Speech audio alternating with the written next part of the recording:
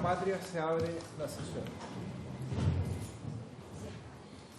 El acta de la sesión tercera se encuentra a disposición de las señoras y señores diputados. Se dará lectura a la cuenta. Se han recibido los siguientes documentos. Un oficio de excusas del fiscal regional de la región de los lagos, don Marcos Emilfort, debido a que se encontrará en esa fecha cumpliendo compromisos institucionales agendados con anterioridad. Y se recibió también un oficio de la Fundación Hogar de Cristo, por medio del cual remite antecedentes solicitados sobre la cantidad de niños, niñas y adolescentes en situación de calle. Eso es todo sobre la cuenta. Se ofrece la palabra sobre la cuenta, señoras y señores diputados. Se ofrece la palabra sobre otras materias, puntos varios. Muy bien, la sesión tiene por objeto abocarse al conocimiento de su mandato. Están invitados y le damos la bienvenida al señor fiscal nacional subrogante, don Javier Armendáriz, al encargado de la Oficina de Análisis Criminal de la Jefatura Nacional contra los Delitos Sexuales de la PDI, el comisario Francisco Ceballos. Además asistirán los subcomisarios Víctor Bravo Núñez y Viviana Baeza, quienes pertenecen a la Fuerza de Tarea del Sename. Y también a la directora ejecutiva de la Fundación Kurt Martinson, señora Annie Martinson. Ya estaba por ahí, ¿no? Sí, ahí está. Ya. Vamos a empezar entonces por doña Annie Martinson. Puede pasar adelante, por favor. Muy bienvenida y le ofrezco la palabra.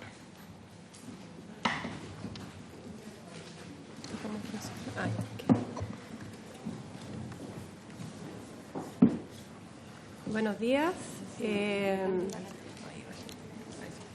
¿Ahí está bien? Bueno, a mí, gracias por la invitación. Yo vine ahora a hacer una presentación enfocada en lo que es qué leyes existen, al menos la ley que existe en México versus la ausencia en Chile, dado que también ha sido bastante criticado en que en Chile debiese existir una ley y algunos pueden pensar que no es necesario, ¿ya? Nosotros creemos firmemente, y yo creo firmemente, que sí necesitamos una regulación frente al tema de desapariciones. Es una presentación cortita, así que se los voy a mostrar. Ok. El índice va entre la Ley Internacional de México versus Chile y unas leves conclusiones.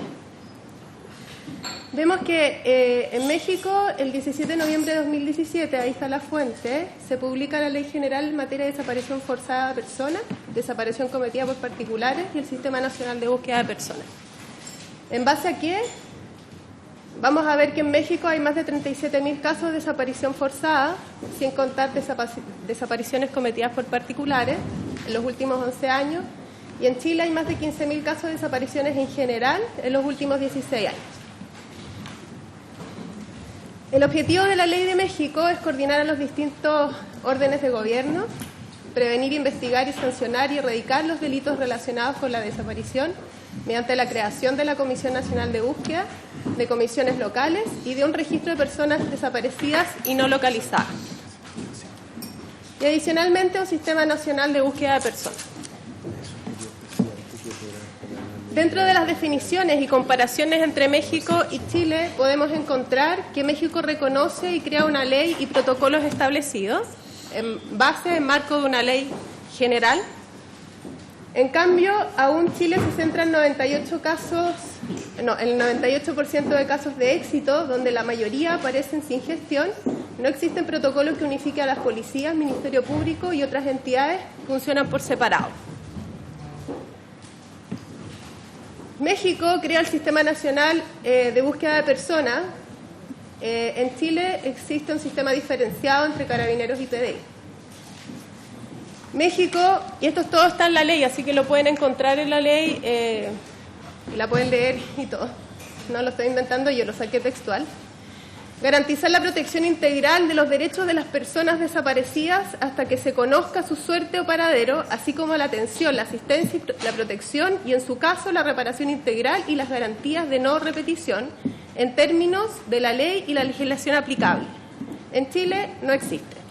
No hay derechos hacia las personas desaparecidas.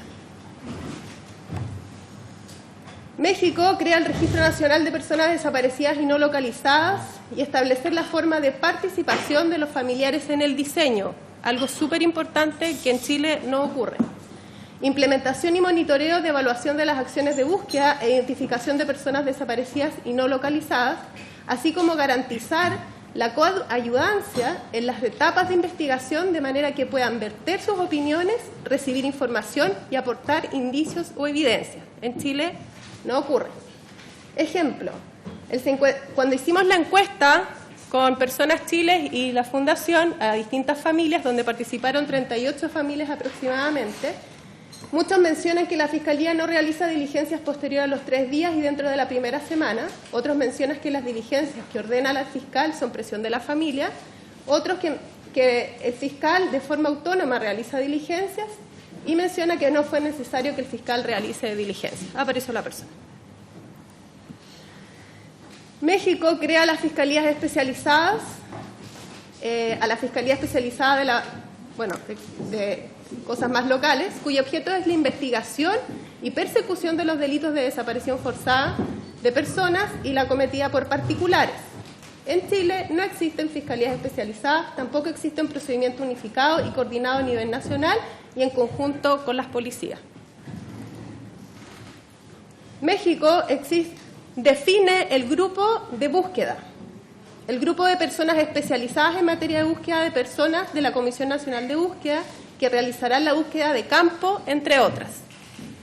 En Chile existen grupos de búsqueda y generalmente participa el GOPE, canes de búsqueda, carabineros y PDI, apoyos de ONG, bomberos. Es decir, se puede establecer equipos nacionales, por lo general son pocos, pero en Chile no existe una definición o organización coordinada.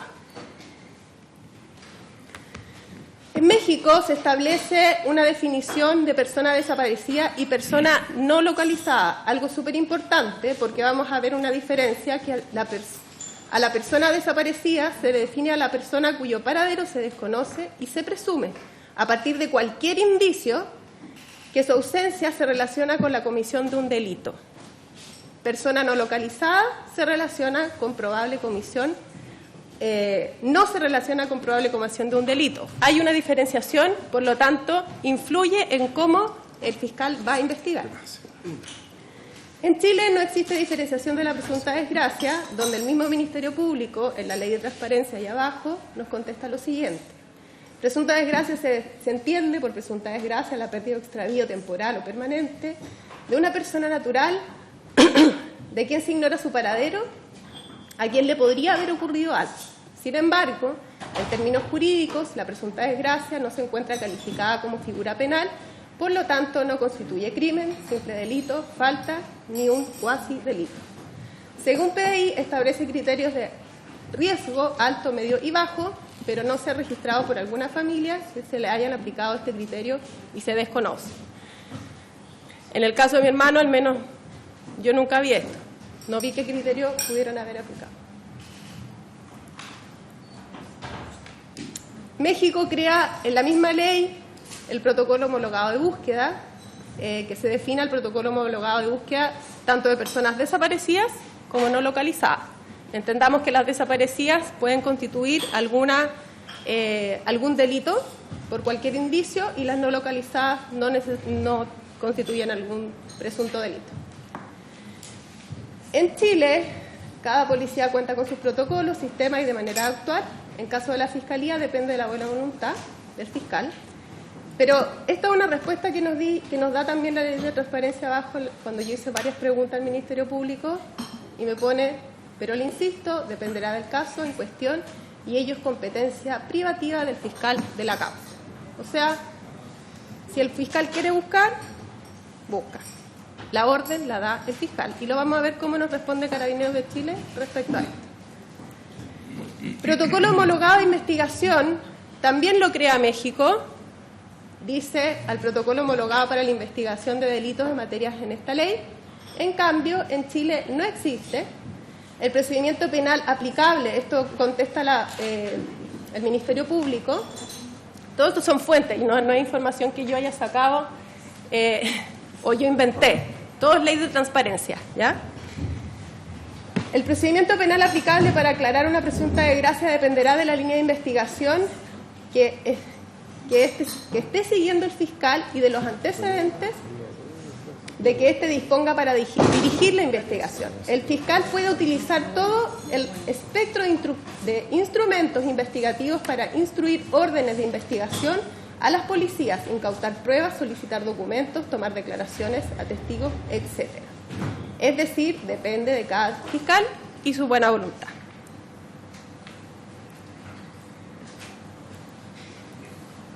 Para ir terminando, también está el Registro Nacional de Personas Fallecidas y No Identificadas. Al Registro Nacional de Personas Fallecidas y No Identificadas y No Reclamadas, que concentra la información forense procesada de la localización, recuperación, identificación y destino final de los restos, eso es lo que está creando y creó México. En Chile está la ley que crea el Sistema Nacional de Registro de ADN. Sin embargo, en el artículo 16 no permite que las osamentas o cadáveres encontrados sean de carácter investigativo, dado que la orden de identificación de huellas o evidencia está sujeta por orden de un fiscal. Registro Nacional de Fosas. El Registro Nacional de Fosas Comunes o de Fosas Clandestinas, que concentra la información respecto de las fosas comunes que existen en los cementerios. Ahí estamos viendo, obviamente, la realidad de México, por lo tanto hay otra cantidad de información que deben registrar. ¿Qué es lo que pasa en Chile? Se debe verificar dónde quedó el cuerpo NN que nos fue reclamado. Esto yo lo pongo en pregunta porque realmente no lo tengo claro, ¿ya? ¿Se van a fosas comunes en cementerios? ¿Existe algún procedimiento? ¿Se levanta material genético o alguna otra evidencia que permite relacionar a la persona NN con algún desaparecido? No sabemos. Hasta el momento tenemos el registro de 3.000 personas NN que pasaron por el servicio médico legal y sus cuerpos no sabemos dónde están, alguna fosa común, pero no sé si hay un registro o un procedimiento para poder recuperar esa información.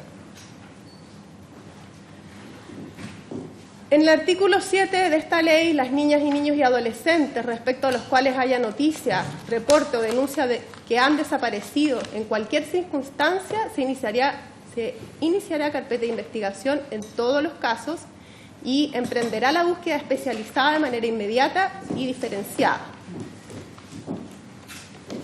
Chile, no sé cuál es el procedimiento, ya que ni siquiera están sus afiches en difusión. Algo básico, el inicio de una búsqueda. Recordemos que la misma PDI menciona que hay 889 menores desaparecidos en los últimos 5 años y no vemos las 889 fotos de esos niños desaparecidos. Algo básico es la difusión de búsqueda. En el artículo 13, los delitos de desaparición forzada de personas y desaparición cometida por particulares serán perseguidos de oficio y tienen el carácter de permanente o continuos. En tanto la suerte del paradero de la persona desaparecida no se haya determinado o sus restos no hayan sido localizados y plenamente identificados. En los casos de los delitos previstos en esta ley, no procederá el archivo temporal de la investigación, aun cuando de las diligencias practicadas no resulten elementos suficientes para el ejercicio de la acción penal y no aparece que se puedan practicar otras. Qué importante esto porque las causas en Chile han sido cerradas y el proceso de volver a investigar con información que les suele llegar a la familia después de un largo tiempo no suele ser tomada en cuenta, en general, recibiendo respuesta como esa información no es relevante. Aquí estoy poniendo los peores casos, ¿ya? Pero también resulta que es mucha insistencia que la familia tiene que hacer para que los casos se vuelvan a abrir y se vuelvan a investigar. No voy a hablar de todos los fiscales porque sé que el fiscal de La Serena que está llevando el caso de Marco Roldán, no me sé su nombre, pero realmente ese fiscal, yo me saco el sombrero y me hubiese encantado que hubiese estado en el caso de mi hermano. Es otra cosa cuando él tomó el caso de Marco Roldán. Y porque lo he visto. He conversado con su familia. Conclusiones. Las conclusiones no las voy a dar yo, sino que las da el mismo Ministerio Público, la Ley de Transparencia. La Fiscalía no cuenta con instrucciones generales en la materia y de modo tal que los procedimientos dependerán de las características y circunstancias en cada caso en particular. El Ministerio Público no ha impartido instrucciones generales sobre presuntas desgracias, por lo que no existe un criterio establecido. Dependerá de cada caso en particular el tiempo que se considera adecuado de búsqueda. Ok, si no tengo un criterio, es grave lo que me responde Carabinero. Ley de Transparencia. Sin perjuicio de lo anterior, cabe indicar que las diligencias que ejecuta Carabineros como línea investigativa en búsqueda de personas desaparecidas, como las acciones y tiempos de búsqueda, corresponden a las instruidas por el fiscal a cargo de la causa. Y si no tengo criterios, no puedo buscar. Las denuncias que acoge Carabineros por presunta desgracia en los tiempos de hallazgo de las mismas, por su variabilidad, no se encuentran parametrizadas por tiempos, productos y en su relatividad. Entonces, eso es todo. Para terminar, ¿por qué hay tantos niños desaparecidos? Porque realmente no hay procedimiento en este caso. Sí se puede establecer una ley, marco, sí se puede establecer las bases y de ahí que empiece a caer todo lo que son procedimientos homologados, tanto de búsqueda como de investigación. Muchas gracias. Bueno, muchas gracias. Agradecemos a la señora Annie Martinson y a la Fundación Kurt Martinson por su testimonio, por el trabajo y por este diagnóstico. No sé si le parece a las señoras y señores miembros de la comisión que podamos escuchar a todos nuestros invitados y después abrimos una ronda de preguntas. Está el fiscal nacional, subrogante, y el representante de la Policía de Investigaciones. ¿Le parece? Lo escuchemos a todos y después acumulamos las preguntas para que las puedan anotar indistintamente a cualquiera de los tres invitados. Entonces, vamos a escuchar ahora al fiscal nacional subrogante, don Javier Armendari, está acompañado también por don Rolando Melo. Así que, bueno, le damos la palabra. Perdón. Diputado Castro. Gracias. No, simplemente tratar de un poco hilar esta conversación y esta discusión que se ha abierto en esta mesa, en el sentido que ojalá se pudieran referir también a los puntos que ha mencionado, en este caso, Ani en representación de la Fundación y en representación de la familia, respecto a la experiencia que han tenido y respecto a los comentarios que se han hecho y que están en su presentación, para que podamos como hilar en base también a un mismo argumento. Gracias. Muy bien, muchas gracias, diputado Paulo Cas. Ahora sí, tiene la palabra don Javier Armendari, fiscal nacional subrogante. Vamos a empezar saludando, dando los buenos días, dando las excusas del fiscal nacional titular, don Jorge Abbott, quien se encuentra fuera de la ciudad. Me ha encargado a mí comparecer en su nombre, en mi calidad de fiscal nacional subrogante. El tema de las presuntas desgracias es un tema amplio, contempla situaciones que sin duda escapan de la persecución criminal. Básicamente las personas que se pierden noticias de ellas, hay distintas definiciones de qué es lo que es una presunta desgracia, pero en definitiva todas confluyen en un tema común que por lo demás es muy simple de explicar. Se pierden las noticias de una persona y por supuesto no se sabe cuál es su paradero.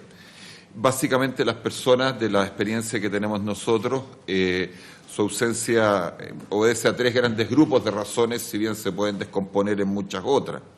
Las personas desaparecen por accidentes, por enfermedades, eventos traumáticos de cualquier tipo, también por voluntad propia. Algunos incluyen el suicidio en esta, otros en la anterior, pero también es un aspecto a considerar.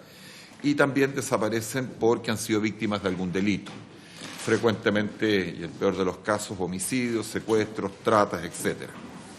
La experiencia indica que abrumadoramente las personas pertenecen a la segunda categoría. Aproximadamente un 98-99% de los casos pertenecen a personas que desaparecen por su propia voluntad. y por lo demás regresan rápido y como se señaló en la presentación recién, lo cierto es que ni siquiera hace falta mayores gestiones al respecto. En lo que convoca a la comisión, aproximadamente tenemos unos 6.000 casos al año. Estamos hablando de desaparición de personas que tienen menos de 18 años. Sí, más o menos, las cifras las tengo, pero 6.700 ya. Si consideramos todas las personas que desaparecen, las cifras pueden ser 5 veces mayor, porque solamente en el número incluir los que son menores de 18 años. O sea, podemos tener unos 25.000, 30.000 casos al año, ¿ya?, de este tipo de situación.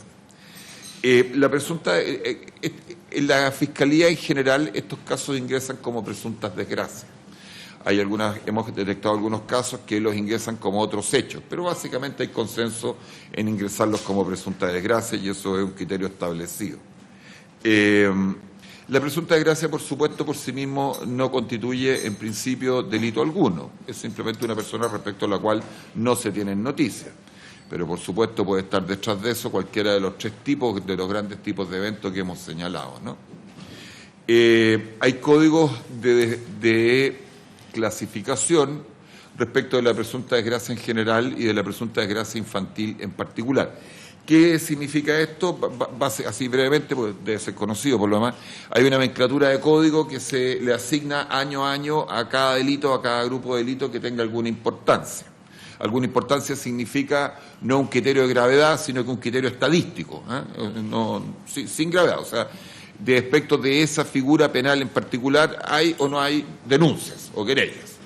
Si hay con una cierta relevancia, se crea una nomenclatura. Y esto tiene la ventaja que permite saber identificar las causas asignadas a esa figura en particular. Si es una figura poco utilizada, se va a otros delitos de la misma familia y hay códigos para eso.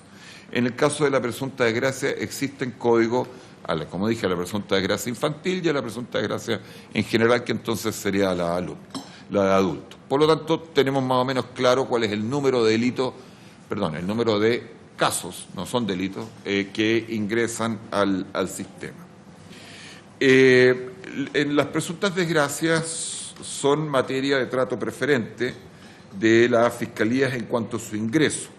Ahora, tal cual como acaba de referir la señorita Martinson, no existe una instrucciones, un instructivo, un protocolo a nivel interno que esté vigente en la Fiscalía respecto de la tramitación de estas causas.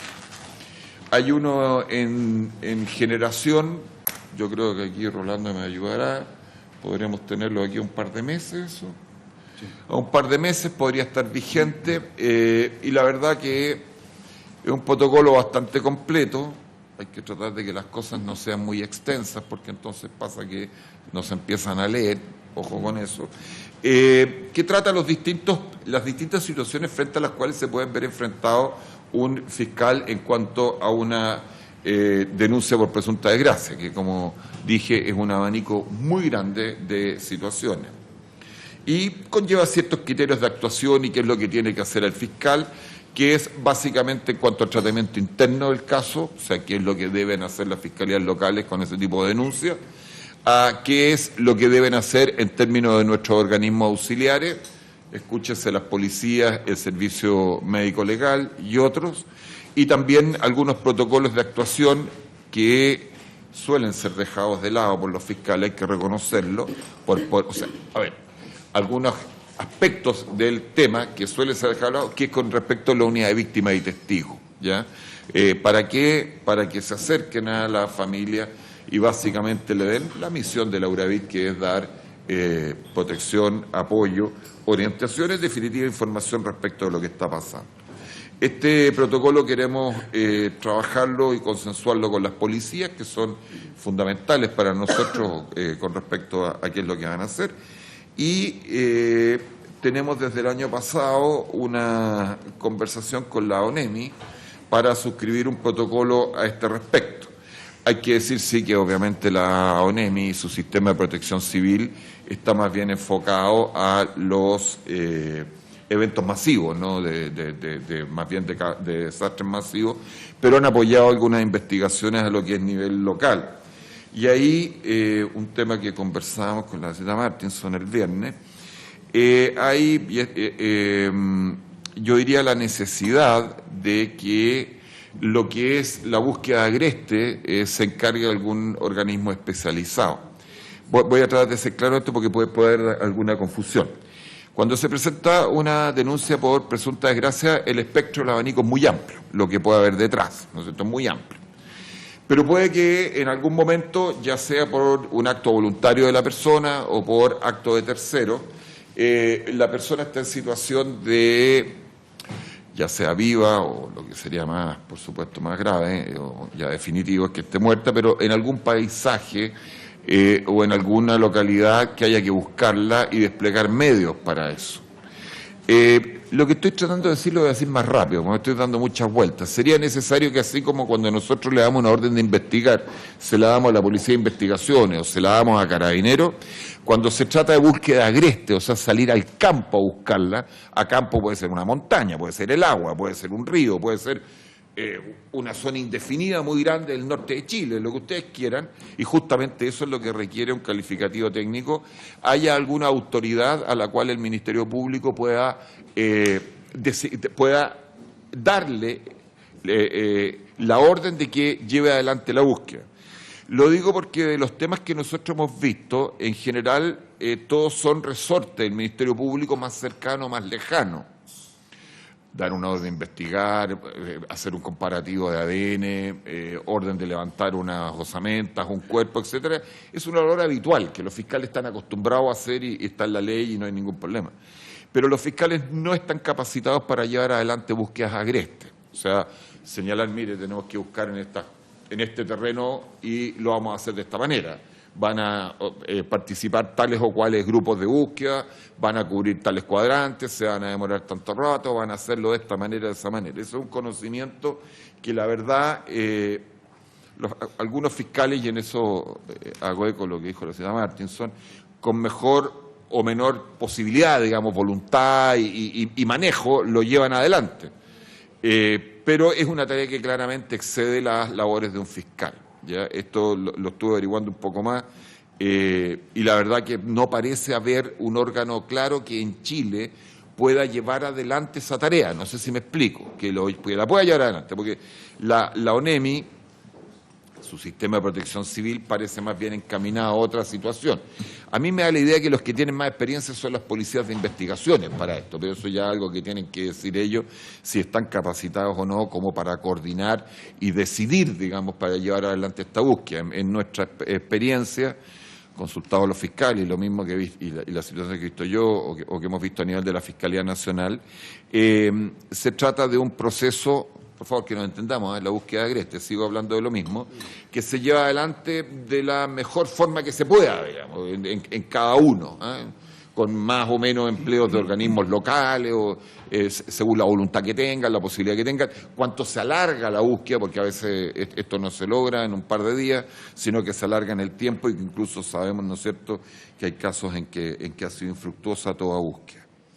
Eso es lo que yo podría informar y, por supuesto, abierto a contestar las preguntas. Recalcando entonces que el protocolo de búsqueda que vamos a sacar va a estar, yo creo, que unos 2 meses más en vigencia. Y hemos observado más que hay un proyecto de ley ya que crea la base de personas extraviadas en Chile, un proyecto de ley que se ingresó a principios de este año y que llevaría una ley, ya por supuesto no es resorte nuestro, a este respecto.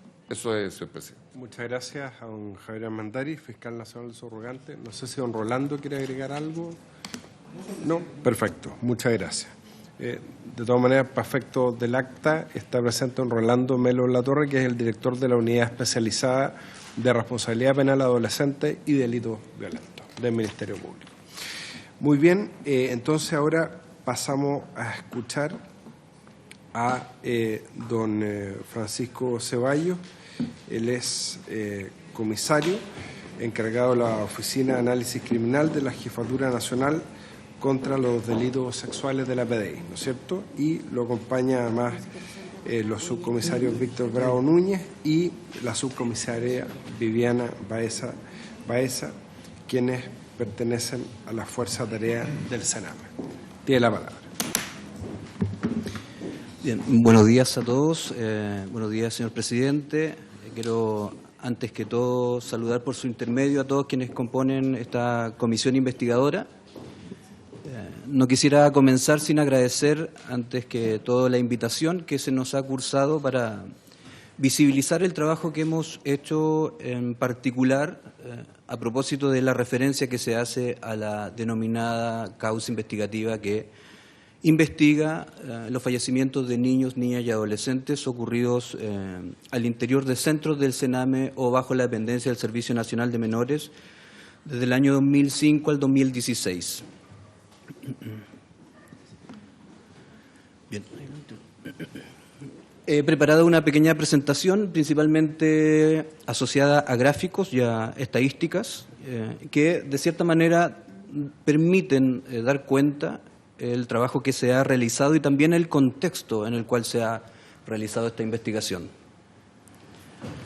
Desde hace un tiempo a la fecha, específicamente el año 2016, es que se genera un escenario nacional a partir de los fallecimientos que ocurren al interior del Servicio Nacional de Menores y que, por cierto, acaparan la atención de los medios de comunicación y también la preocupación social por hechos que fueron relativamente inmediatos en el tiempo.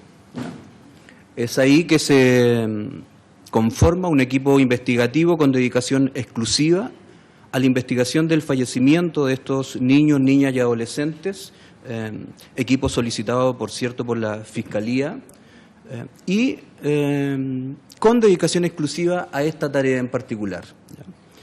El modelo de trabajo investigativo de fuerza de tarea no es un concepto nuevo, es una estrategia, una metodología de trabajo que lleva adelante la institución y que implica la integración de profesionales desde distintas áreas con distintas experticias para conformar un equipo de trabajo que permita abordar un fenómeno delictivo cuando este fenómeno delictivo adquiere una complejidad bastante más importante en términos investigativos y en términos demandantes en cuanto a diligencias a realizar. Y es que en este caso en particular y a solicitud de la Fiscalía, como bien señalaba, se conforma este equipo de trabajo, ¿ya? Esto se formaliza con fecha 4 de agosto del año 2016, se integra por 10 oficiales investigativos de distintas especialidades, desde homicidios, delitos sexuales, investigación criminal y también desde el Instituto de Criminología, ¿ya? Hay que entender que es una investigación que se realiza a nivel nacional, que tiene características particulares, porque ocurren en escenarios que son bastante particulares y que dan cuenta, de cierta manera, de una estructura, o como también lo señalamos en nuestro análisis nacional de centros, da cuenta también de cómo funcionamos en términos del trato hacia la infancia en Chile.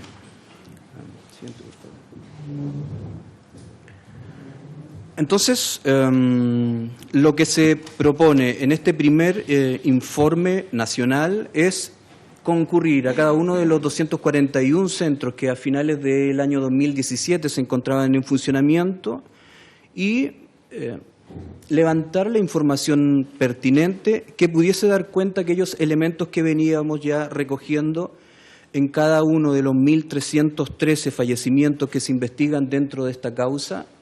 878 de ellos corresponden a niños, niñas y adolescentes que fallecieron entre el año 2005 y el primer semestre del 2016. Y a partir de esas investigaciones, una a una, se fueron levantando elementos que podrían responder a un patrón de funcionamiento estructural. Es esa una de las motivaciones que nos lleva posteriormente, a fines del año 2017, a concurrir a cada uno de los centros, a cada una de las residencias con dependencia directa del CENAME y organismos colaboradores situados a lo largo de todo el país. Se levantaron resultados que fueron expuestos en un informe policial de 28 tomos. Siguiente. De ello se hace un extracto a solicitud también de la Fiscalía que permita transparentar la información obtenida, por cierto, también eliminar aquellos antecedentes que pudiesen ir en contra de alguna sensibilidad en términos de datos que pudiésemos afectar la investigación. Y entonces lo que se hace es limpiar los antecedentes y trabajar de manera estadística y cruzar algunas variables que estaban siendo objeto de estudios. Dentro de esta investigación es que nos aparece, y es lo que se menciona en uno de los informes que origina la comisión investigadora, los resultados que nosotros pusimos en conocimiento de las autoridades que daban cuenta de abandonos o deserciones del sistema residencial. Lo primero que debemos señalar en esta situación es que se trata de un escenario altamente dinámico. ¿Ya? Esto significa que los abandonos que se registraron durante la concurrencia a cada uno de los centros tenían la fragilidad de ser datos que eran válidos y consistentes para ese día en que se levantaron, pero dada la movilidad de la población residencial, tienen la particularidad de ser bastante dinámicos, ¿ya? O sea, la cantidad que pudiésemos tener en un mes determinado de niños que están fuera del sistema, el mes siguiente podría ser totalmente distinta, ¿ya?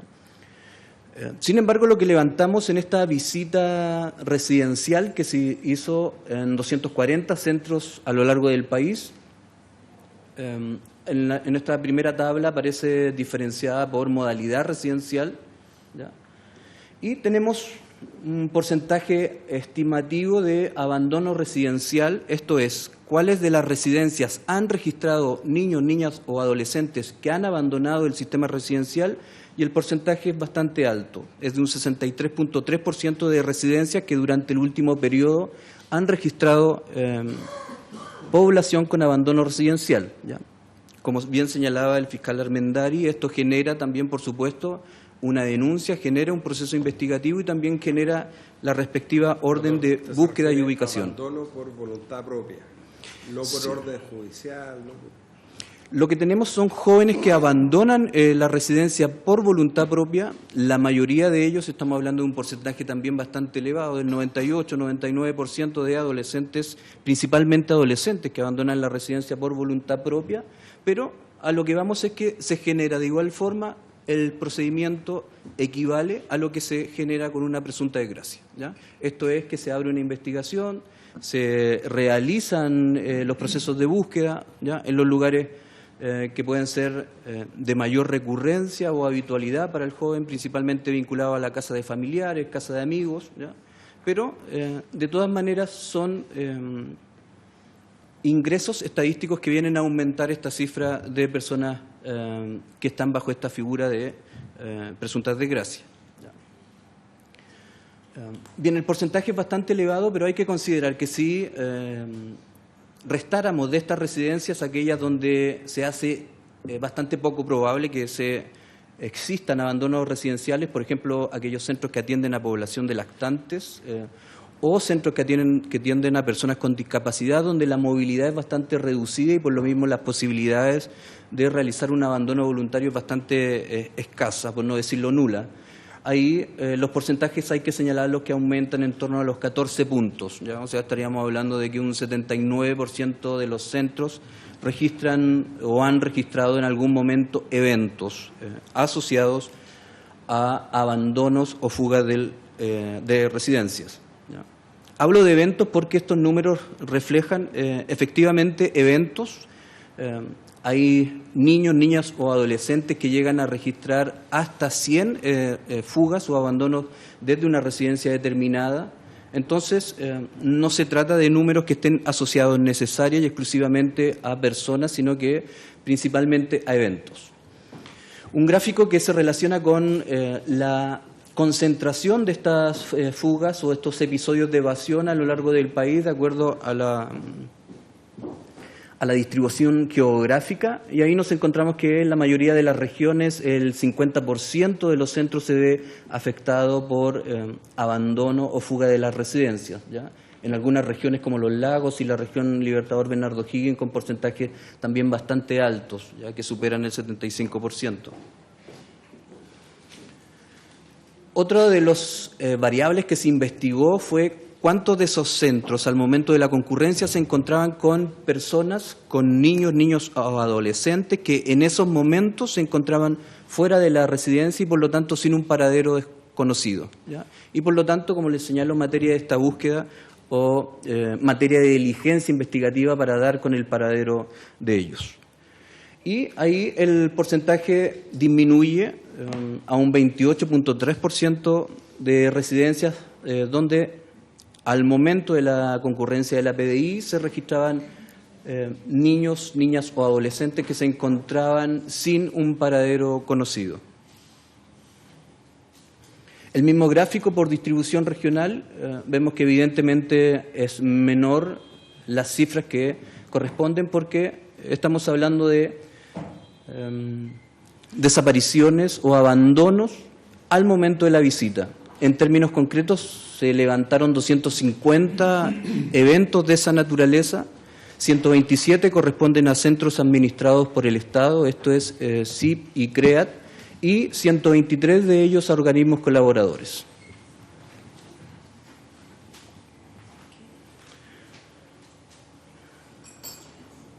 Bien, al hacer este mismo ejercicio en términos de fugas y abandonos históricos durante el último trienio, el porcentaje, digamos, es bastante equivalente entre centros administrados por el Estado y organismos colaboradores, ¿ya?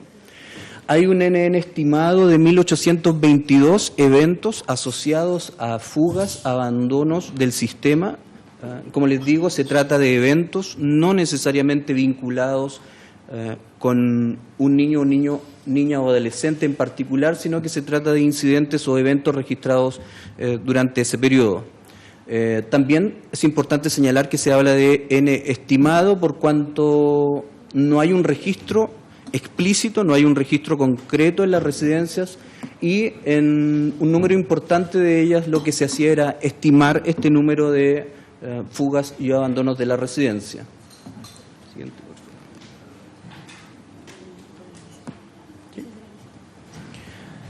Siguiente, por favor.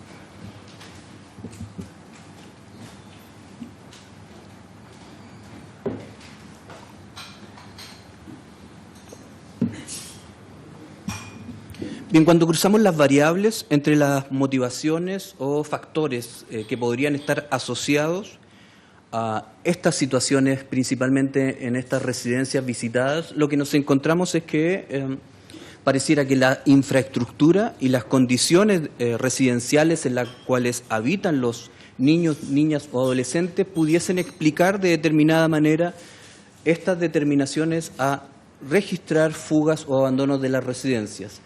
Y ahí nos encontramos que aquellas residencias que sí mantienen una infraestructura mínima adecuada para funcionamiento, registraban un porcentaje del 60% donde no se han registrado fugas o abandonos durante el último tiempo. En contraste con aquellas residencias donde la infraestructura es insuficiente o se detectaron irregularidades en términos de infraestructuras, los abandonos del sistema residencial se registró en un 64.9% de las residencias que presentaban esta irregularidad estructural. Otra de las variables que pudo ser pesquisada como relevante y como un factor de riesgo para este tipo de escenarios y que propenden principalmente a estas fugas o abandonos residenciales está dada por la existencia o no de personal especializado para la atención de casos complejos durante 24 horas del día. Claro, y ahí nos encontramos también que aquellas residencias que no contaban con este personal especializado en términos de residencial, aquellas que no contaban con este personal especializado tenían un alto porcentaje de abandono del sistema residencial versus aquellas que sí contaban con este personal especializado, donde un 62.5% de estas residencias no presentaba fugas o abandonos durante el último tiempo. Otro de los elementos que fueron pesquisados dentro del análisis y cruces de variables tiene que ver con la cantidad de maltratos o vulneraciones de derechos a los niños residentes y la frecuencia de esto en correlación con la posibilidad cierta de que ese centro pudiese registrar estos escenarios asociados a fugas o abandonos del sistema. Y vemos que en la medida que el centro registra un mayor número de vulneración hacia estos niños, las residencias presentan también en porcentajes bastante elevados fugas o abandonos del sistema. Así que ya a partir de las 9 o 10 vulneraciones de derechos se mantiene la constante en que el 100% de los centros que registran ese nivel de vulneración registran niños, niñas o adolescentes en abandono residencial.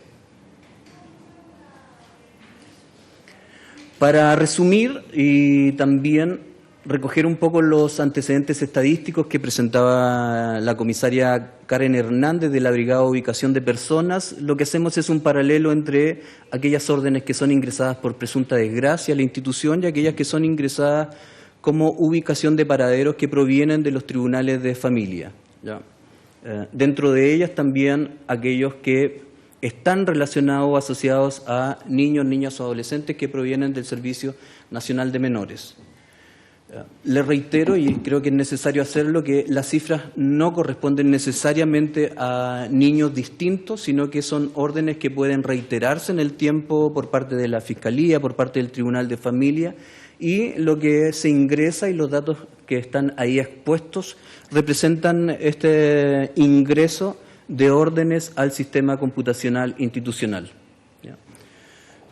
Como vemos, las órdenes de ubicar paradero tienen menor resultado que las órdenes por presunta desgracia, porque también lo que se levanta dentro del trabajo policial es que cuando un menor de edad abandona una residencia vinculada a centros de protección, lo hace principalmente en complicidad con el círculo familiar, ¿ya?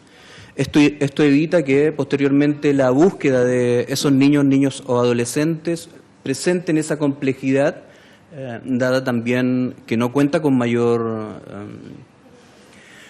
mayores facultades investigativas o policiales, sino que simplemente ubicar el paradero de ese niño que ha abandonado su hogar o alguna residencia del Sename. Entonces, por lo mismo, contando con menos facultades también obtenemos menos resultados, puesto que también son menormente invasivas.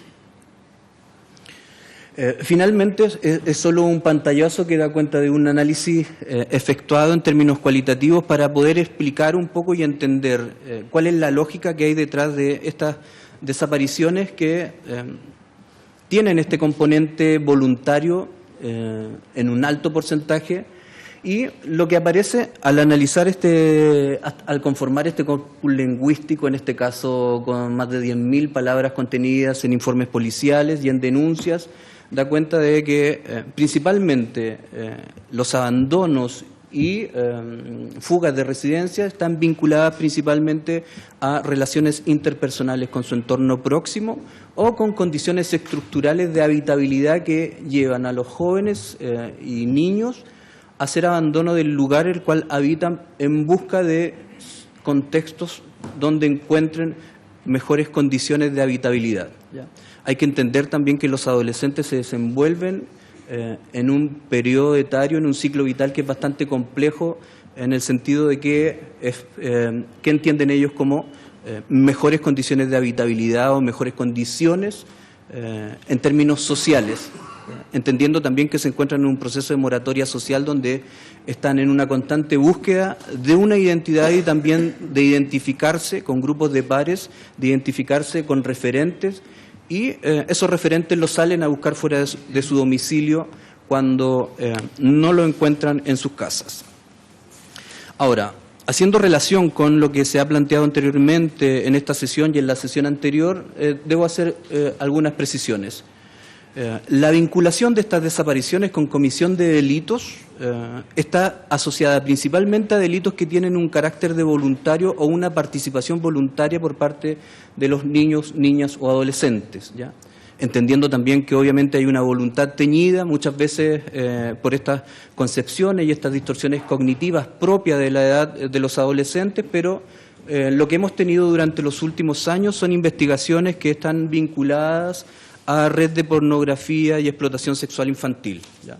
Hay 3 investigaciones que se han realizado durante el último tiempo, 2 de ellas en Santiago, una en Copiapó, donde se ha investigado con la Fiscalía, donde hay imputados y también resultados investigativos, donde niños abandonaban las residencias en cooperación con adultos, los cuales los usaban posteriormente con fines sexuales. Por otra parte... Perdón, ¿puede precisar el elemento de voluntariedad de los menores en ese caso? Porque entiendo que ahí ellos son víctimas de un delito de explotación, no hay voluntad de parte del menor. Sí, cuando hablo de voluntad, hablo de esta voluntad teñida que se da también obviamente porque consideramos que se trata de menores de edad y por lo tanto en términos legales no existe esta voluntad, ¿ya? A lo que me refiero es que se trata de niños que no son forzados ni sacados de sus residencias de manera violenta o contra esta voluntad, ¿ya? No hay fuerza en no hay fuerza en la separación de los niños de esta residencia. Obviamente son niños que están siendo vulnerados, que están siendo explotados, que tienen la condición de víctima y que esta voluntad, como señalo, tiene esa contaminación que es propia de la edad y la incapacidad también de poder ver los alcances que tiene la conducta que ellos desarrollan, ¿ya? Por tanto, obviamente es una condición de víctima que está presente y que así ha sido catalogada y calificada por el Ministerio Público, ¿ya? A lo que me refiero con voluntad es que no estamos hablando de secuestros propiamente tal, donde se priva de la libertad a un niño, sino que se trata de niños que transitan desde la residencia de manera voluntaria y es en estas salidas extrarresidenciales donde eran utilizados con fines de explotación sexual, ¿ya? Posteriormente, luego de eso, ellos regresaban a la residencia, ¿ya? Entonces se genera una dinámica ahí que, como les señalo, fue investigada y resuelta en términos judiciales, ¿ya? Hay personas que fueron imputadas y condenadas, como en el caso de Copiapó, donde las personas obtuvieron la condena por este delito. Y actualmente existen 2 causas que están en proceso investigativo, donde hay 11 víctimas contabilizadas, pero que funcionan bajo esta dinámica o esta criminodinámica que se ha sostenido en esta lógica delictiva. Existe otra figura donde los menores de edad participan también en actos delictivos que tiene que ver con adolescentes que aún encontrándose en las residencias por medidas de protección, tienen un compromiso delictivo importante, incurren en conductas delictivas y es precisamente esta dinámica que se mantiene en el tiempo y que no es posible modificar con el proceso de intervención psicosocial que se genera en los programas del Sename, es que se mantiene en el tiempo y también tiene ese componente de voluntariedad en el sentido de que se trata de jóvenes que no son secuestrados de las residencias, sino que bajo esta voluntad cometen delitos principalmente asociados a grupos de pares. Por último, con relación a lo que se ha expuesto hoy, quiero señalar muy a grosso modo que la Policía de Investigaciones de Chile desde el año 2011 que cuenta con un protocolo para atender las presuntas desgracias, que es un protocolo de actuación policial que es bastante general, define algunas pautas de funcionamiento general, pero obviamente es bastante factible de ser modificado dado los escenarios cambiantes, dado la movilidad también de los escenarios actuales, el uso de la tecnología y también cómo se mueven hoy en día las personas y las plataformas virtuales también con respecto a procesos como los que estamos viendo acá en esta comisión.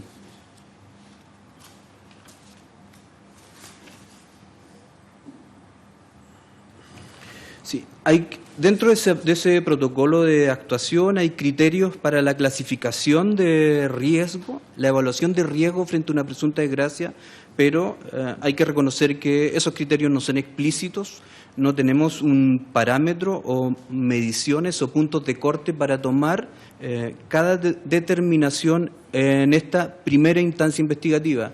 hay que entender que no siempre con la denuncia recogemos o nos es factible analizar la totalidad de los antecedentes, por lo tanto esa evaluación de riesgo es una evaluación primaria que perfectamente puede modificarse en la medida que se obtengan mayores antecedentes. Eso es todo cuanto puedo dar cuenta, señor presidente, y quedo también a la espera de las consultas o dudas que puedan surgir. Muchas gracias al comisario Francisco Ceballos. Entonces, ofrecemos la palabra a los diputados que quieran intervenir. Diputado Pablo Cast, en primer lugar. Gracias, presidente. Quiero partir en el mismo orden de las presentaciones, agradeciendo primero a Ani por su trabajo, sobre todo porque ha tenido una larga trayectoria y un desarrollo muy riguroso respecto al diagnóstico de la situación que existe en Chile y ha sido parte de la sociedad civil, de las agrupaciones, que nos han permitido, primero, visibilizar este problema, ponerlo como una prioridad nacional y, segundo, ver qué podemos hacer. No solo quedarnos en la crítica, en el diagnóstico, sino que ver, haciendo un análisis riguroso de lo que pasa afuera, cómo se enfrentan estos problemas en otros países. Hemos podido llegar, yo creo, por lo menos a tener una idea general de qué es lo que estamos haciendo mal y cómo mejorar en algunos aspectos. Yo quiero partir, después agradeciendo también a los funcionarios que han llegado de la Fiscalía, al fiscal y de la PDI. Quiero un poco, si nos podemos concentrar, hacer un análisis y responder respecto a qué es lo que se hace en otras partes, qué es lo que se hace en otros países. Hemos visto acá una exposición respecto a, por lo menos, lo que se hace en México, en algunas de las variables que consideran estos procesos, pero si ustedes como instituciones, tanto Fiscalía como PDI, han tenido alguna capacitación en el extranjero, han visto cómo se enfrentan allá estos protocolos, y no solo desde el punto de vista de cómo ustedes lo están desarrollando, sino que cómo se está generando esta visión integral institucional de cómo enfrentar el fenómeno, no solo como isla, digamos, cada uno en el ámbito que le corresponde, sino que como país, como Estado, coordinado en la interacción que hay entre la Fiscalía y la Policía.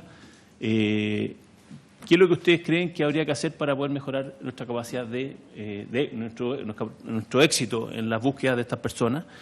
Yo entiendo que en países como España, por ejemplo, existe un protocolo muy estandarizado y que no deja expuesto a la solución de cada uno de estos casos a la voluntad o a la capacidad técnica del fiscal, porque en este caso tú, Ani, exponías que te parecía una muy buena noticia de que en Coquimbo existiera este fiscal capaz, con voluntad, con ganas de hacer su pega.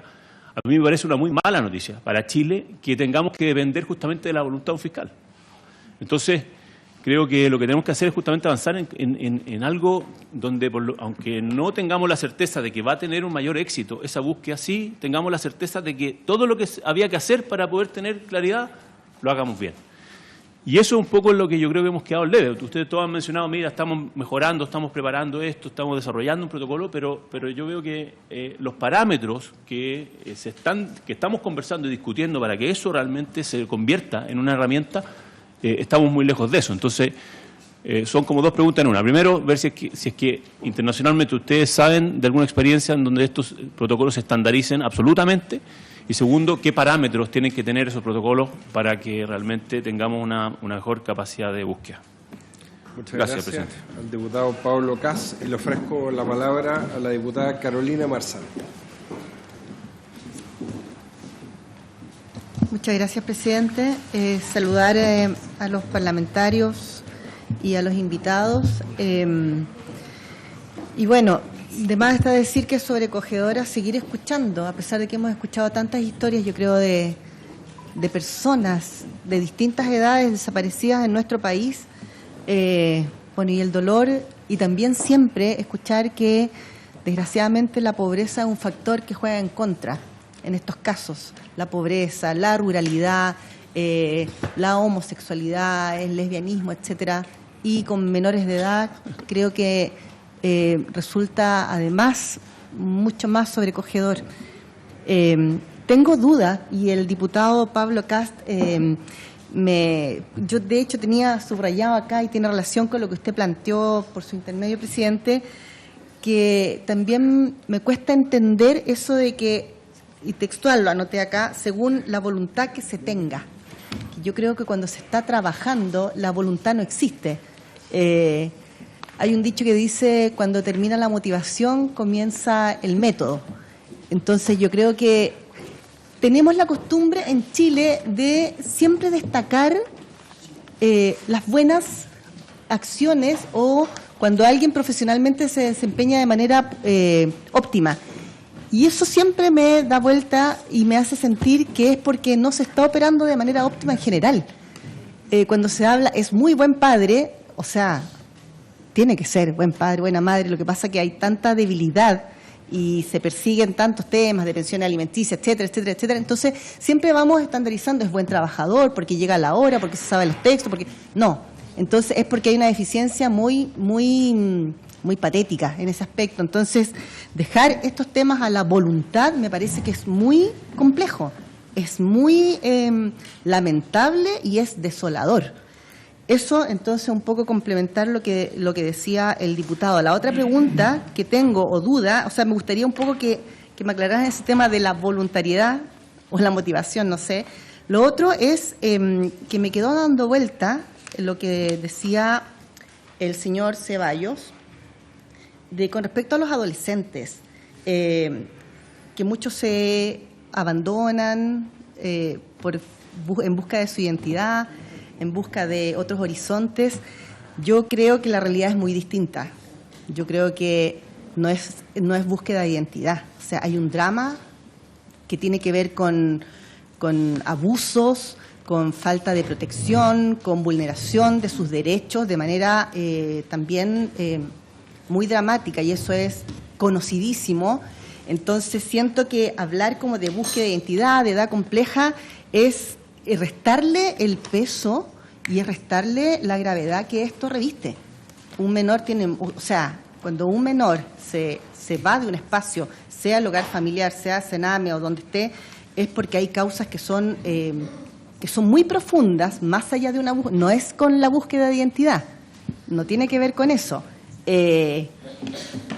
Y claramente es porque se está vulnerando su protección, su integridad física, entre muchos otros derechos a los que ellos tienen que estar, tienen que tener y que se tiene que cuidar.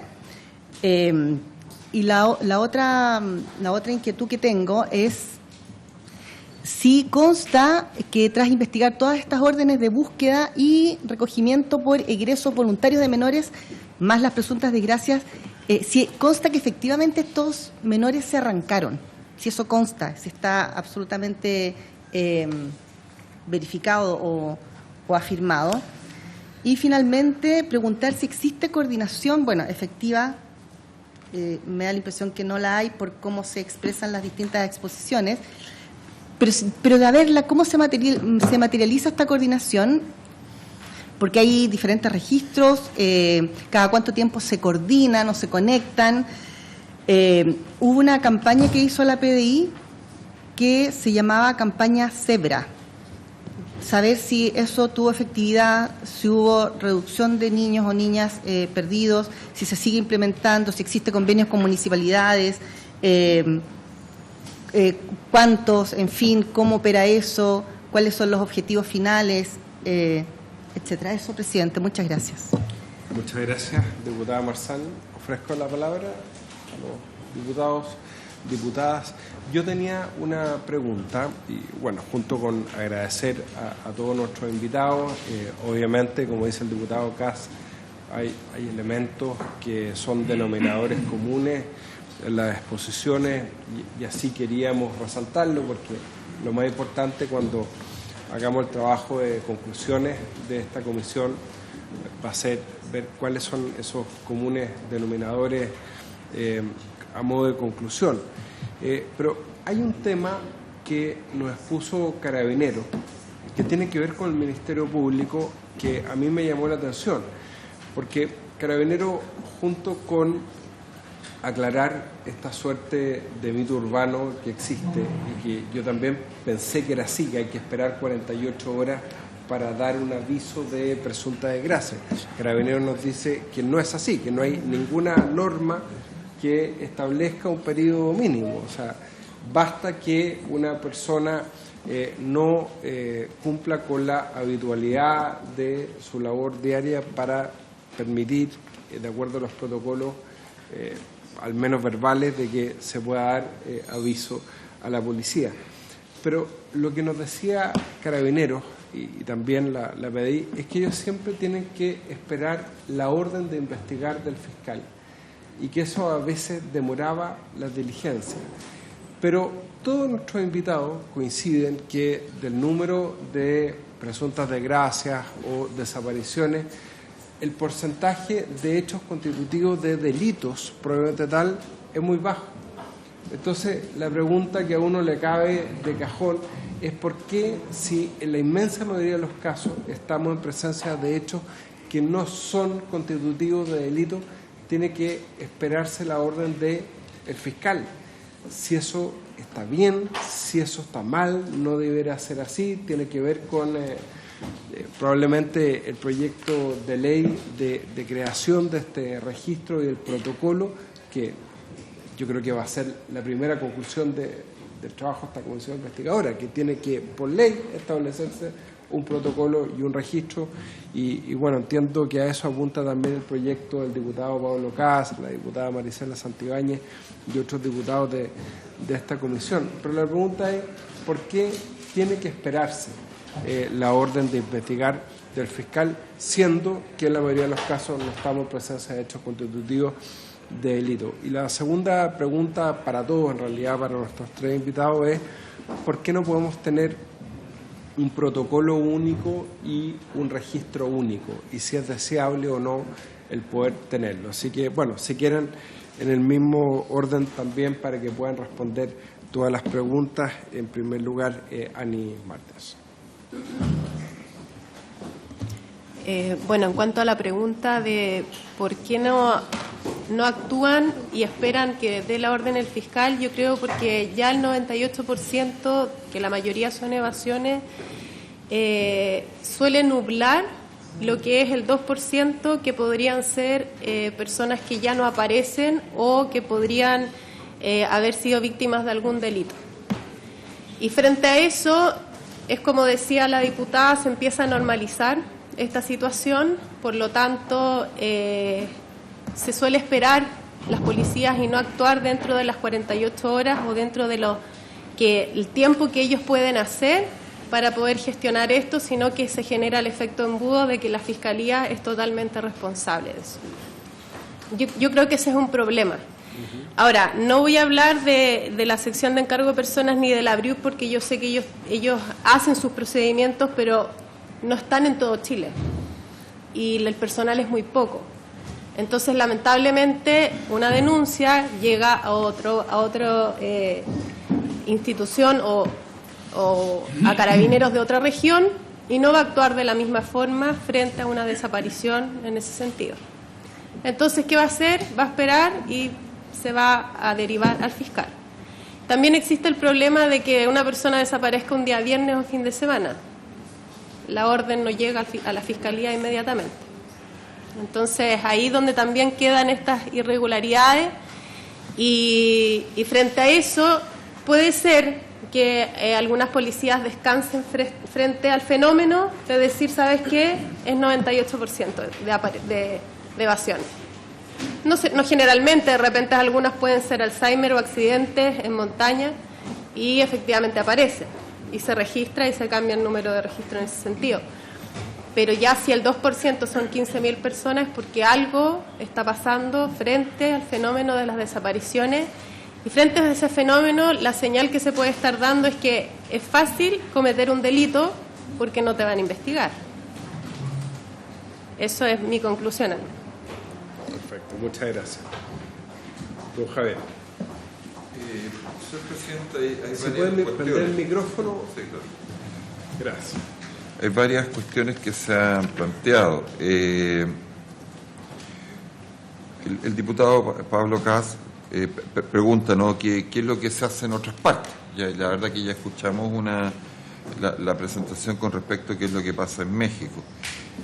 Nosotros hemos visto, por lo menos en estudio de este protocolo, que hay diversos instrumentos en esto y siempre uno queda la duda de qué tanto se cumple, porque nuestros países son buenos para hacer protocolos y uno pregunta, bueno, qué tanto efectivamente se pueden cumplir. ¿Cómo coordinar? Es un aspecto que también planteó el diputado Cercas. ¿Cómo coordinar? Yo creo que sería útil, lo que creemos que sería útil, que haya un banco de datos a nivel nacional, ¿no? Eso sería bueno, unificando a las policías y también obligando que se incluya lo que son hallazgos de restos o de osamentas, digamos, no solo cuando la persona desaparece, sino que también lo que pueda aparecer o sin. Eso nos parece útil. No sé qué tanto ayudaría a la búsqueda de una persona en particular. Eso es otro tema, digamos. De lo que plantea la señora Carolina, yo no tengo antecedentes, digamos, cuántos menores se han arrancado, es un tema muy específico, muy concreto, no le podría aportar en eso. De lo que plantea el señor presidente, dos temas ahí, protocolo único y registro único. El registro ya lo hemos dicho, parece útil, ¿no? Que todos tengamos acceso a un sistema en que lo alimentemos, digamos, con los datos mínimos con respecto a la desaparición y al encuentro de la persona y quizás alguna información que sirva para fines estadísticos al respecto. Ahora, los protocolos únicos, empezamos por lo planteado. ¿Qué es lo que pasa con dar una orden de investigar o la circunstancia que esté dentro de las facultades autónomas de la policía? Todos sabemos, ¿no es cierto?, que dentro de lo que son las facultades de las policías, ellos tienen ciertas facultades que incluso no tienen que ver directamente con un delito, como el control de identidad preventivo, ¿no es cierto?, que después hay un control de identidad ya investigativo que está dentro del código. Y también ellos tienen facultades autónomas ya frente a un delito, ¿no? Y luego ya la policía actúa bajo órdenes del fiscal según de lo que se trate. ¿Qué es lo que pasa con las presuntas desgracias, señor presidente? Con la presunta desgracia tiene que ver con un concepto de alguien que no sabemos dónde está. Se ignoran su paradero y no tenemos últimas noticias de él. La circunstancia que puede haber detrás es extremadamente casuística. O sea, extremadamente amplia. Sabemos, ya se ha dicho varias veces, que la inmensa mayoría de las personas no corresponde a delito alguno y aparecen, ¿no? Ya sea por búsqueda de los familiares, aparecen por sí mismas o con algún esfuerzo de alguna autoridad. Carabineros presentó cómo aparecen las personas, digamos. Ya había ahí un catálogo. Algo del 0,2% de estas personas están fallecidas. Ese es el universo que podrían ser de delitos directamente contra la vida, digamos, de la estadística que se maneja. No es más allá de eso. Pero ¿qué es lo que pasa? Que si en las instrucciones se trata de buscar un óptimo, a ver si me logro explicar en lo que quiero decir. Cuando nosotros dejamos actuar a las policías, eso evidentemente que está contemplado en la ley y es necesario, y está señalado. Pero hay que tener presente que nosotros tenemos un país bastante largo en extensión y que varía muchísimo las posibilidades de respuesta que tienen no solamente las policías, sino que los distintos organismos a lo largo de toda nuestra latitud. ¿Y por qué digo esto? Porque puede parecer una buena idea dar un margen de actuación para las policías frente a este tipo de circunstancias. Pero sin embargo, yo creo que nuestros colaboradores permanentes, que son las policías, yo creo que tiene que haber que lo antes posible se avise el fiscal. Porque nosotros podemos tener a cargo de estas primeras diligencias personal muy especializado, que es lo que podría pasar en Santiago, pero podríamos tener personal que no tiene especialización, como lo podría pasar en provincia. Y podríamos estar frente a un homicidio calificado, podríamos estar frente a un tipo de secuestro u otro delito. Porque lo que pasa con estos casos es que son tan casuísticos, o sea, son tan variados, que si uno prácticamente analiza caso por caso, siempre va a encontrar algo donde se podría haber hecho otra cosa, donde se cometió un error o donde se sobrereaccionó, que era el problema. Si se sobrereacciona, el problema es mucho más grave a la inversa, cuando hay una reacción que debió ser más enérgica o más clara. Estoy tratando de decir lo siguiente. Supongamos que, para que se entienda, desaparece una menor. Las mujeres suelen ser hartas presuntas desgracias femeninas. En general los delitos siempre afectan más a los hombres, pero acá tenemos que tiene que ver también con contextos de BIF, digamos, hay todo un tema ahí. Pero imaginemos lo siguiente, para ser concreto. Tenemos una presunta desgracia femenina. Una menor de 15 años desapareció. Y se le da a la policía por ley actuar en diligencia autónoma. Y se piensa que la menor desapareció por su voluntad. Se entra a su casa y se registra su bolso, su ropa, su computador, a ver si dijo dónde tenía que ir. Y posteriormente nos enteramos de que en realidad estamos en presencia de un homicidio calificado que ocurrió en el hogar. Y la primera policía que entró al lugar no es policía especializada, sino que eran patrulleros buscando, ¿no es cierto?, antecedentes mínimos y dentro de su buena voluntad, digamos, dentro de tratar de cumplir con la norma. Entonces, lo que estoy tratando de decir para que se entienda y para ser concreto y preciso, es que en nuestro punto de vista, más allá de lo que ya dije sobre búsqueda específica en zonas agrestes, que es un tema que escapa al Ministerio Público, un tema bastante técnico que tiene que estar en manos de personas que conozcan ese aspecto específico de buscar personas, no puede dejarse de lado el avisarle al Ministerio Público lo antes posible de una presunta desgracia. Y en mi concepto o en mi experiencia, darle las facultades autónomas a la policía de actuar en este sentido sin avisar al Ministerio Público, yo creo que es una norma que nos terminaríamos arrepintiendo. Eso es.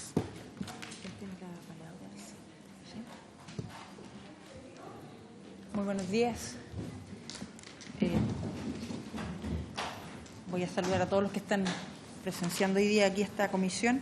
Vengo de una actividad en La Moneda, así que les pido disculpas y gracias al diputado Walker por presidir mientras estábamos en esa actividad. Le pasamos entonces a dar la palabra al comisario Francisco Ceballos. Muchas gracias. Buenos días, señora presidenta. Por su intermedio paso a responder algunas inquietudes que surgieron a partir de la presentación que recientemente realicé. ¿Ya? Sí.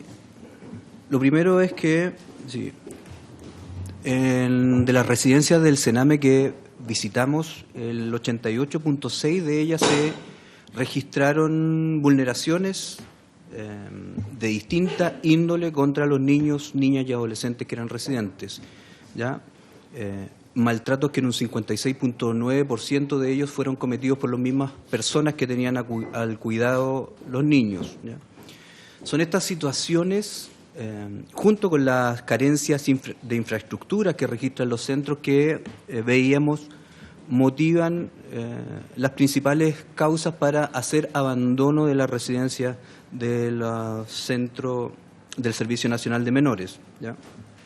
Cuando hablaba de la identidad de los adolescentes y de la construcción identitaria de estos, ¿cierto?, hago referencia a aquellas desapariciones o aquellos abandonos de residencia que están vinculados con delitos. Veíamos cómo era el caso de la explotación sexual infantil, como en algunos casos, en 3 investigaciones que hemos llevado recientemente, estas tenían relación derechamente con niños, niñas y adolescentes que están siendo utilizadas por adultos con fines de explotación sexual.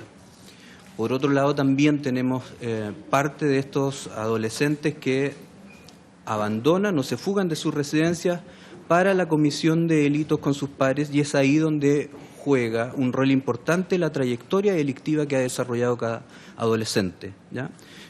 Claro, porque tenemos adolescentes que se hacen parte, que finalmente terminan siendo parte de esta contaminación criminógena, que incluso adquieren en algunas residencias. Tenemos que recordar que hasta hace poco Sename mantenía infractores de ley con niños que estaban ahí por protección y vulneración de derechos, pero que convivían en estos espacios en común, y teníamos una verdadera contaminación criminógena ahí que tenía efectos bastante nocivos. ¿Ya? pero hay que diferenciar un poco esas motivaciones que son relativas a poblaciones diferentes, ¿ya? Por otro lado, se preguntaba por qué ocurre finalmente con estos niños que abandonan las residencias, qué pasa con los niños que no regresan, dónde están esos resultados o esas estadísticas que visibilicen un poco o que den cuenta de cuál es finalmente es el destino de esos niños. Y la verdad es que no hay un registro de ello, ¿ya? Hay que tener en consideración que incluso los niños que se encontraban fallecidos al interior de la residencia no estaban siendo registrados hasta el año 2016, que comenzamos la investigación, que aparece la figura de egreso administrativo, y eso no es un indicador válido que nos sirva a nosotros para dar cuenta sobre los resultados o el destino final de estos niños, niñas y adolescentes. Por lo tanto, es una información con la que no se cuenta actualmente porque no se ha llevado un registro riguroso de estos eventos. Hay que recordar que también esto tiene mucha relación con la normalización que se ha hecho de las fugas y abandonos de las residencias. Como les señalaba, en algunos casos hay jóvenes que presentan hasta cerca de 100 fugas durante su estancia en una residencia, y ese registro no existe al interior de las residencias, ¿no? Por otro lado, se preguntaba un poco sobre un programa de acción de la Policía de Investigaciones de Chile denominado Zebra, ¿ya? Hay que explicar que esta es una campaña de prevención que realiza principalmente el Departamento de Acción Comunitaria de la Policía de Investigaciones, pero que, como su nombre lo dice, son campañas de prevención que se realizan y que se aplican principalmente en eventos masivos o en fechas que congregan un número importante de personas, ¿ya? Y eso guarda relación principalmente con hacer que los niños, los más pequeños, lleven una pulsera que les permita ser identificados cada vez que ellos se extravían en estos eventos masivos, ¿ya? Esa es la finalidad con la que nace este programa de acción comunitaria, y tiene que ver con acciones preventivas que desarrolla la Policía de Investigaciones para paliar o evitar posibles pérdidas o desapariciones de niños en estas circunstancias, ¿ya? Por lo mismo, tratándose de una campaña preventiva, también es complejo dar cuenta de resultados, ¿ya? En términos de que, claro, se trata de una acción que previene algo que finalmente no ocurre. Entonces, ¿de dónde nos afirmamos en términos numéricos para decir que frente a esta cantidad de niños un número determinado no se perdió, no se extravió en base a nuestra intervención, ¿ya? Entonces, no hay cuenta numérica de las cuales podamos hacernos cargo respecto de cuáles han sido los resultados de esa campaña de prevención. Finalmente, en relación a lo que señala también el fiscal Armendari, creemos institucionalmente que es necesario unificar nuestras bases de datos, tener una base única de registro que nos permita, por un lado, despejar y visibilizar las cifras reales respecto de personas desaparecidas en el país. Veíamos en la sesión anterior que son números bastante dinámicos, que tienen una movilidad importante y que, por lo tanto, los resultados no están claros en términos estadísticos, ni tampoco están claros en términos de identidad. Son los mismos niños, adolescentes que se han mantenido como desaparecidos durante los últimos años, o estamos hablando definitivamente de nuevas cifras, de un indicador numérico y que no guarda relación con una persona que se mantenga en el tiempo como desaparecida. Y por ahí también Carabineros da cuenta de cómo ellos han ido también disminuyendo estas cifras, revisando uno a uno los casos que aún aparecen como pendientes. Y finalmente, con la venia de la Fiscalía, disponibilizo en este acto el informe, una copia del informe, análisis del funcionamiento residencial de centros dependientes del Servicio Nacional de Menores, del cual dimos cuenta de manera estadística y resumida de los antecedentes obtenidos acá, documento respecto del cual también se hace mención dentro de los informes que fundamentan también la creación de esta comisión investigadora, asociadas principalmente a estas situaciones de fuga y abandono de niños desde su residencia. ¿No? Muchísimas gracias. ¿Alguien más? ¿Se ofrezco la palabra? Sí. Diputada Marzán. Disculpe, gracias, presidenta. Dentro de las preguntas que le hice, era, porque esto se implementó en algún momento, ¿no es cierto? Entonces, ¿no sería interesante, cuando se implementa, aunque sea una campaña limitada por un tiempo particular, levantar estadísticas después con respecto a eso para tener un catastro de cómo resultó, si fue efectiva o no, de haber habido extravíos de niños, niñas, cuánto fue el tiempo que duraron extraviados, si realmente los recursos que se invierten vale la pena porque es positivo el resultado en el sentido de encontrar niños en el caso que hayan desaparecido, en fin. ¿Con qué municipalidades también les había explicado? Sería interesante como saber, o en qué eventos y tener. Yo creo que es importante esos datos, creo que son muy importantes. Gracias, presidenta.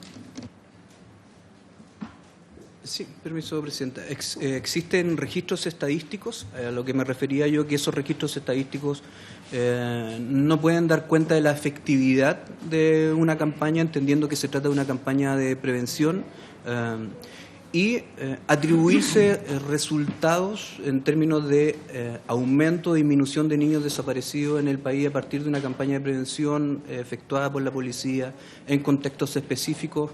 Sería complejo poder defender ese número estadístico. Lo que tenemos, sí, tenemos el registro estadístico de dónde se ha realizado, frente a cuánta población se realizó, en qué circunstancias, y esos registros estadísticos están, y por supuesto, a disposición de esta distinguida comisión investigadora.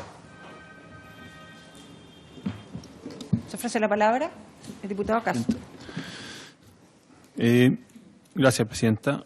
Bueno, agradecer la respuesta. Yo creo que hay varias que quedaron un poco en el aire, sobre todo las que tienen que ver con los parámetros concretos, específicos, con los cuales uno podría armar o reconstituir un protocolo para poder levantar un caso en abstracto. No sé si quizás usted nos puede incorporar algo al respecto. Y después quiero ir un paso más allá, en el sentido de quizás, no sé si es posible o si es viable hacerlo, pero ¿existe la posibilidad de cómo reconstituir casos específicos en cuanto a la cronología, cómo se ha desarrollado, por ejemplo, un caso exitoso como el que menciona, o una gestión bien hecha como la del fiscal, por ejemplo, en Coquimbo, versus el caso, por ejemplo, de Fernanda Maciel, donde todos vimos el fracaso del sistema, y ver, quizás nosotros como parlamentarios y en esta comisión, hacernos realmente una idea de qué es lo que opera. O sea, va desde que va la persona a una comisaría a hacer una denuncia, qué es lo que sucede, qué es lo que recopila la persona que recoge eso, cómo se activa, o sea, hacer esa reconstitución para poder imaginarnos, porque yo creo que hablamos mucho respecto a lo abstracto, respecto a los protocolos, respecto a los parámetros, pero no realmente respecto a un caso específico donde esto podamos visibilizar dónde está la desconexión o dónde se corta la fluidez de una búsqueda como las que hemos visto. No sé si es posible realizar eso y quién sería la persona más indicada para hacerlo. ¿Sería la Fiscalía, sería la Policía de Investigaciones o sería Carabineros, digamos? Visibilizar completamente el proceso hasta que llega a manos de un juez o hasta que se encuentre la persona. Yo creo que es clave cuando se toma la denuncia y hacer el análisis o clasificación de la presunta desgracia. Nosotros hemos desarrollado también un sistema de cómo operar en base a la Fundación en clasificar. Las presuntas desgracias van a ser siempre 5. Evasión, causa natural, accidente, participación de tercero o presunto suicidio. Son las 5 modalidades, 4 modalidades de posibles muertes en ese sentido, que no significa que todas las presuntas desgracias van a haber un fallecido en ese sentido. Pero ahí cabe en la toma de la declaración en cómo evalúa la presunta desgracia. Lo mismo cuando se mencionaba que la PDI tiene un criterio alto riesgo, medio y bajo, pero eso no se hace en la práctica, ¿me entiendes? Entonces, por eso no quiero hablar ni de la BRIUM ni de la SEP, porque yo sé que son muy localizados los que realmente están funcionando y como todos funcionan con aciertos y errores, pero a nivel nacional la mayoría son errores. Entonces, ¿por qué? Porque no hay una buena parametrización en cómo voy a tomar la declaración. Incluso hay declaraciones que son de 3 o 4 líneas, que preguntan ¿y qué es lo que hice? O sea, ¿qué hizo la persona? No sé, se fue y listo, y ya. Entonces no se vuelve a evaluar o iterar respecto a qué es lo que pasó con esta persona, ya sobre todo cuando transcurre mucho más tiempo. Un ejemplo concreto del caso de mi hermano. Nadie le dijo al jefe del Hotel Alto Atacama que pusiera la denuncia, sino que mi mamá, cuando ya detectó que mi hermano ya no estaba, le dijo a una amiga de él en Calama. Ella fue a poner la denuncia y dijo que la denuncia ya estaba. Entonces, quien toma esta declaración ve una primera, se hace una primera impresión de la situación y queda con la dirección del presunto sospechoso que nosotros tenemos y lamentable queda con esa línea. ¿Me entiendes? Entonces, yo creo que la toma de declaración primaria al poner la denuncia tiene que ser evaluada, tiene que ser un poco más extensa en ese sentido, porque es ahí quienes las policías derivan esta información hacia la Fiscalía. Esto yo lo mencionaba, que la Fiscalía es un gerente general que tiene que tomar una decisión, pero quien le entrega esa decisión son las policías. Ellos son los especialistas en ese tema. Eso sería. Sí, yo quiero hacer una... ¿Sí? Don Rolando. Gracias por su intermedio, Presidenta. No, solamente hacer un poco, informar lo que estamos haciendo a propósito del protocolo. El protocolo surge a propósito precisamente de las familias, que creo yo es lo más importante, es decir, aquella familia cuyo ser querido no aparece, genera evidentemente exigencias al Estado para saber dónde y qué pasó con aquella persona que desapareció. Y el problema en general entre las policías y la Fiscalía se daba por ese 98% de personas que sí aparece. Por lo tanto, las posibilidades de que aparezca una persona es del 98%. Sin embargo, hay un 2% que evidentemente o nos encontramos en presencia de un delito, ¿ya?, o en alguna desaparición que en definitiva no se recogió información oportunamente. Por lo anterior, es que junto con Carabineros, a través del CEP, la Policía de Investigaciones, a través de la BRIUP, y el Servicio Médico Legal, junto con la Fiscalía, levantamos una mesa donde estamos trabajando y levantando un protocolo para tener coordinado el Estado en esta materia, vale decir, Policía de Investigaciones, Carabineros, Servicio Médico Legal y también la Fiscalía. Ese borrador de protocolo nosotros lo enviamos a todos los fiscales regionales para que nos hicieran observaciones. Hoy día estamos en las observaciones que vamos a levantar de la Policía de Investigaciones y de Carabineros. También estamos comunicándonos con las agrupaciones de víctimas, también con la Fundación Martinson. Hemos conversado respecto del tema porque creemos que las familias nos pueden dar un insumo muy valioso para parametrizar y el trabajo que tenemos que establecer coordinadamente las distintas instituciones. Por eso el fiscal nacional subrogante ha señalado que dentro de un par de meses yo creo que podríamos tener un protocolo de actuación de trabajo con los insumos debidos, es decir, los familiares y la experiencia de las policías que son especializadas, el CEP y el BRIUP, para que nosotros podamos seguir adelante y actuar oportunamente, que creo, y que ese 98% no desdibuje el peligro que puede representar de aquellas personas que en un 2% desaparece y que luego no aparecen en mucho tiempo. Así que esa es más o menos la situación al día de hoy, que era una de las preguntas del diputado Cast que había hecho. Eso es, señor presidente. Muchas gracias. ¿Ofrece la palabra? ¿Nadie? Bueno, yo me perdí esta... Sí, diputado Walker. No. Muy viejo.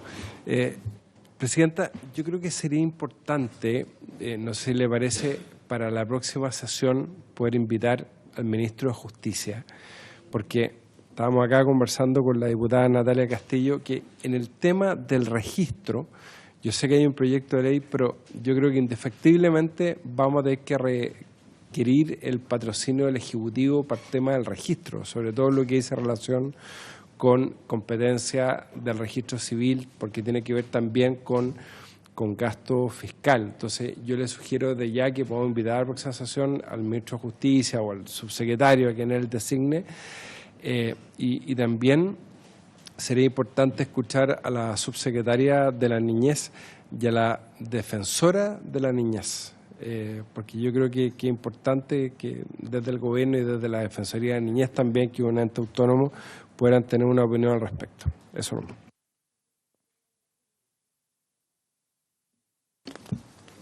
Acordamos entonces invitar a ambas autoridades a la comisión. La secretaría ya tomó nota de aquello. A las 3. ¿Sería ministro de Justicia? Perfecto. 3. ¿Hay que tomar acuerdo para eso? ¿No? ¿Sí? ¿Acordamos? Sí. ¿Se ofrece la palabra? Por haberse cumplido el objeto de esta sesión. Perdón, Diputado Castillo. yo pensé que estábamos todavía iba a hacer una pregunta. También quería, se hizo un oficio al Servicio Médico Legal respecto a el no ha contestado. Ah, perfecto. Si se puede reiterar ese oficio, volver a insistir en el levantamiento de eso. Y perfecto.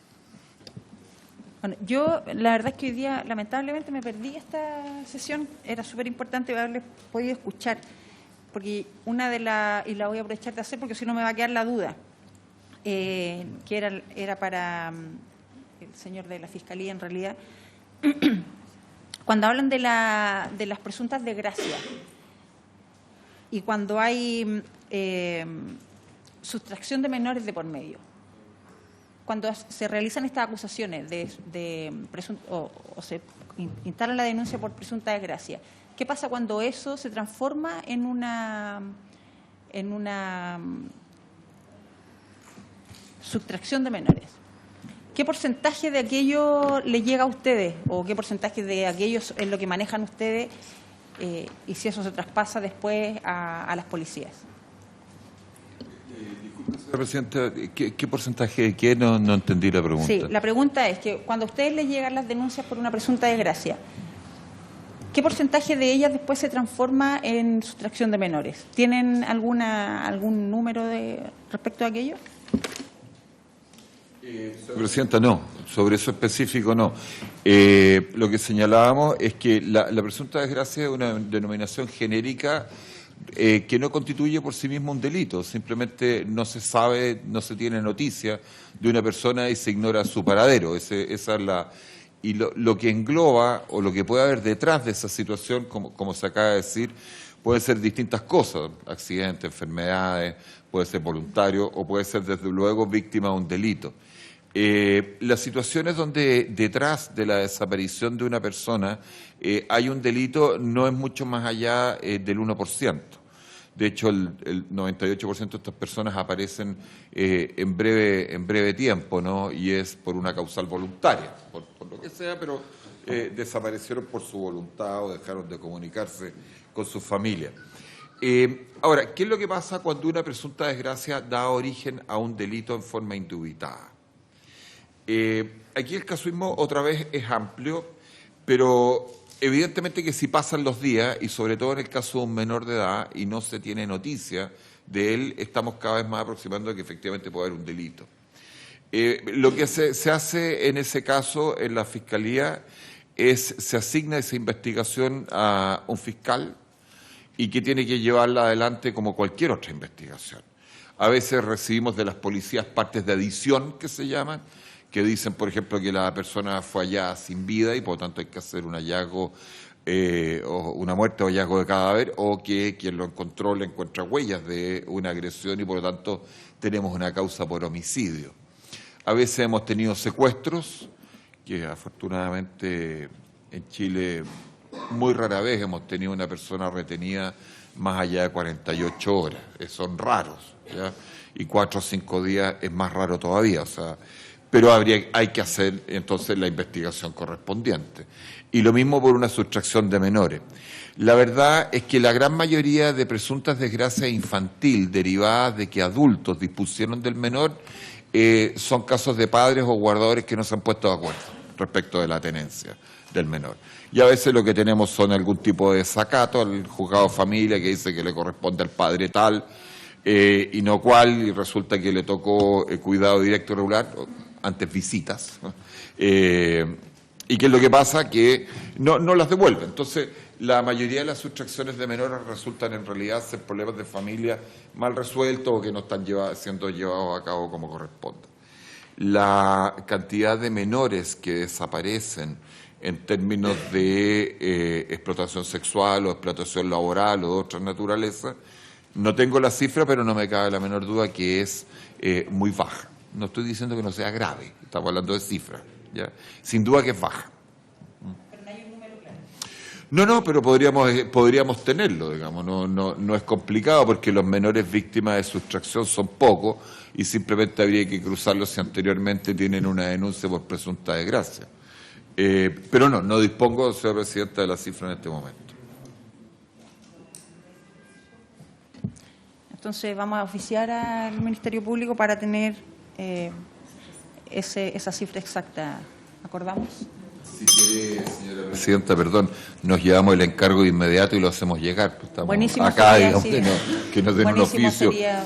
Para Muchas precisar, gracias. lo que usted desea saber es, en concreto, cuántos menores de edad víctimas de Sí. sustracción han sido antecedidas a esa sustracción por una denuncia por presunta desgracia. Así es. Muchas gracias. Sí, claro. ¿Se ofrece la palabra? Por haberse cumplido el objeto de esta sesión, esta se levanta.